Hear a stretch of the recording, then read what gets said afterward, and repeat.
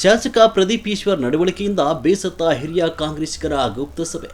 ನಾನು IAS film pass ಮಾಡಿದ್ದೀನಿ, biology ಸ್ಟೂಡೆಂಟ್ಗೆ teach ಮಾಡ್ತೀನಿ ಅಂತ ಬೊಗಳೆ ಬಿಟ್ಟ ಈಶ್ವರ್ ಶಾಸಕ ನಾಮಿನೇಷನ್ ಸಂದರ್ಭದಲ್ಲಿ ಬರೀ PUC ಅಂತ ಬರೆದಿದ್ದೇಕೆ? ಇಲ್ಲಿಂದಲೇ ಶುರುವಾಯಿತು ಅವರ ಹಗಲು ಸುಳ್ಳು. ಜನರ ಸೇವೆ ಮಾಡ್ತೀನಿ ಅಂತ ನೀನು ಗೆದ್ದ ಮೇಲೆ ಏನು ಮಾಡ್ತಾ ಇದೆಯಾ? ಇಡೀ 224 ಜನ MLAಗಳ ಪೈಕಿ ನಿನ್ನಷ್ಟು ಭ್ರಷ್ಟ, ನಿನ್ನಷ್ಟು ರೋಲ್ ಕಾಲ್, ನಿನ್ನಷ್ಟು ಫ್ರಾಡ್ ಯಾರೂ ಇಲ್ಲ. ಇದೆಲ್ಲ ತಾಲೂಕೆಲ್ಲ ಗೊತ್ತಾಗ್ತಾ ಇದೆ. ಸಬ್ ರಿಜಿಸ್ಟ್ರಲ್ಲಿ ಎಷ್ಟು ನೀವು ವಸೂಲು ಮಾಡ್ತಾ ಇದ್ದೀರಾ, ಪ್ರಾಧಿಕಾರ ಅಲ್ಲಿ ಎಷ್ಟು ವಸೂಲು ಮಾಡ್ತಾ ಇದೆಯಾ, ಕೃಷಿಗಳಲ್ಲಿ ಅವ್ರ ರಕ್ತ ಹಿಂಡ್ತಾ ಇದೆಯಾ, ಇದೆಲ್ಲ ಗುತ್ತಿಗೆದಾರರು, ಇದೆಲ್ಲ ಕೂಡ ನಿನಗೆ ಸರಿ ಇಲ್ಲ. ಲೀಡರ್ಗಳನ್ನ ವಿಶ್ವಾಸಕ್ಕೆ ತಗೊಂಡೋದ್ರೆ ನೀನು ಉಳಿತೀಯ, ಪಕ್ಷನೂ ಉಳಿತದೆ. ಇಲ್ಲ ಅಂತಂದರೆ ಮುಂದಿನ ದಿನಗಳಲ್ಲಿ ನಾವಂತೂ ಹೋರಾಟ ಇಷ್ಟಕ್ಕೆ ಬಿಡೋದಿಲ್ಲ. ನಮಗೆ ತುಂಬ ಮನಸ್ಸು ನೋವಾಗಿದೆ. ಯಾರು ನಿಯತ್ತಾಗಿ ಕೆಲಸ ಮಾಡಿದ್ವಿ ಒಬ್ಬರನ್ನೂ ಕೂಡ ಜೊತೆಯಲ್ಲಿ ಇಟ್ಕೊಂಡಿಲ್ಲ. ಇದು ನಾವು ಹೇಳ್ತಿರೋದಲ್ಲ ರೀ, ಅವ್ರ ಜೊತೆ ಇರ್ತಕ್ಕಂಥ ನಂದಿ ಅಂಜಪ್ಪನವರೇ ಹೇಳ್ತಿರೋದು. ನನಗೆ ಲೀಡರ್ಸ್ ಬೇಡ, ನನಗೆ ಕಟ್ಟ ಕಡೆ ಮತದಾರ ಬೇಕು ಅಂತ ನಮ್ಮೂರಿಗೆ ನಮ್ಮ ಶಾಸಕ ನಮಸ್ತೆ ಚಿಕ್ಕಬಳ್ಳಾಪುರ ಕಾರ್ಯಕ್ರಮ ಈ ಎಲ್ಲ ಪ್ರಕ್ರಿಯೆಗಳಿಂದ ಪಕ್ಷ ಬೀದಿಯಲ್ಲಿ ನಿಲ್ಲಿಸ್ತಾನೆ ಸ್ವಾಮಿ. ಮಾಜಿ ಶಾಸಕ SM ಮುನಿಯಪ್ಪ ಶಾಸಕರ ಮೇಲೆ ಆಕ್ರೋಶ.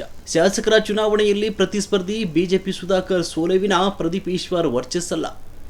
ಈ ಚುನಾವಣೆಯಲ್ಲಿ ನಾಯಕರನ್ನು ನೋಡಿ ಮತ ಕೊಟ್ಟಿದ್ದಾರೆ ವಿನಃ ಪ್ರದೀಪ್ ಈಶ್ವರ್ನ ನೋಡಿ ಅಲ್ಲ. ಆದರೆ ಇಲ್ಲಿ ಚುನಾವಣೆಗೆ ದುಡಿದ ಹಿರಿಯ ನಾಯಕರನ್ನು ಮೂಲೆ ಗುಂಪು ಮಾಡ್ತಿದ್ದಾರಾ ಶಾಸಕ ಪ್ರದೀಪ್ ಈಶ್ವರ್? ಸಬ್ ರಿಜಿಸ್ಟ್ರಲ್ಲಿ ತಿಂಗಳ ಮಾಮೂಲು, ನಗರಾಭಿವೃದ್ಧಿ ಪ್ರಾಧಿಕಾರದಲ್ಲಿ ಲೂಟಿಯೋ ಲೂಟಿ, ಹಾಗೆ ಪೆರೆಸಂದ್ರ ಕ್ರಷರ್ಗಳಲ್ಲಿ 15 ಕೋಟಿ ವಸೂಲು. ಇದನ್ನು ತಿಳಿದ ಉಸ್ತುವಾರಿ ಸಚಿವರು ವಾಪಸ್ ನೀಡಿದ್ದಾರೆ ಅಂತ ಗುಮಾನಿಯ ಅಷ್ಟೇ. ಸರ್ ಬನ್ನಿ ಇಲ್ಲಿ ತಹಸೀಲ್ದಾರ್ ಮೇಡಮ್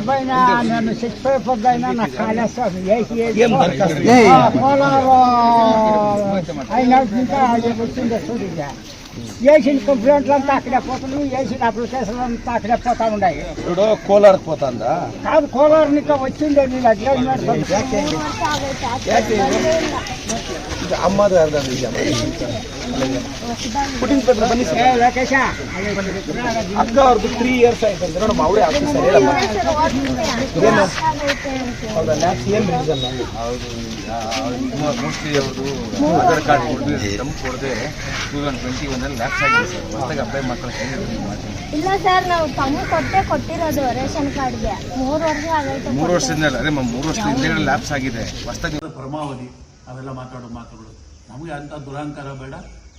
ನಾವು ಜನ ಸರ್ಕಾರ ಕೊಟ್ಟಿದ್ದಾರೆ, ವೋಟ್ ಕೊಟ್ಟಿದ್ದಾರೆ. ವೋಟ್ ಕೊಡೋದಕ್ಕೆ ಕಾರಣಕರ್ತರು ನಾವುಗಳು. ಇಲ್ಲಿರ್ತಕ್ಕಂಥವರೆಲ್ಲ ನಮ್ಮ ಜೊತೆಗೆ ಇಲ್ಲಿ 100 ಜನ ತಾಲೂಕಲ್ಲಿ ಲೀಡರ್ಗಳು ಓಡಾಡಿ ಕಷ್ಟಪಟ್ಟಿದ್ದಾರೆ. ಪಂಚಾಯತಿ ಲೆವೆಲಲ್ಲಿ ಅವ್ರ ಊರುಗಳಲ್ಲಿ ಅವ್ರ ಕೆಲಸ ಆಗಬೇಕು. ಇಲ್ಲಾಂದ್ರೆ ಇವರು ಹುಡ್ಕೊಂಡು ಬೆಂಗಳೂರಲ್ಲೆಲ್ಲೋ ರಾಜರಾಜೇಶ್ವರಿನವ್ರಿಗೆ ಹೋಗೋಕ್ಕಾಗಲ್ಲ. ಆ ಊರಲ್ಲಿ ನಿನ್ನ ಮಾತು ಕೇಳಿ ಓಟ್ ಹಾಕಿದೀಯಾ, ನಾವು ಹಾಕಿದೀವಿ ಅಂತ, ನಮ್ಗೆ ಇಂಥ ರಸ್ತೆ ಆಗಿಲ್ಲ, ಇಂಥ ಸ್ಕೂಲ್ ಕೆಲಸ ಇದೆ, ಇದಿದೆ, ಇದನ್ನ ಮಾಡಪ್ಪ ನೀನು ಅಂತ ಆ ಮುಖಂಡರನ್ನ ನಮ್ಮನ್ನ ಕತ್ತಿನ ಪಟ್ಟಿಗೆ ಹಿಡ್ಕೊಂಡು ಕೇಳುವಂಥ ಪರಿಸ್ಥಿತಿ ನಿರ್ಮಾಣ ಆಗಿದೆ ಇವತ್ತು ಚಿಕ್ಕಬಳ್ಳಾಪುರದಲ್ಲಿ.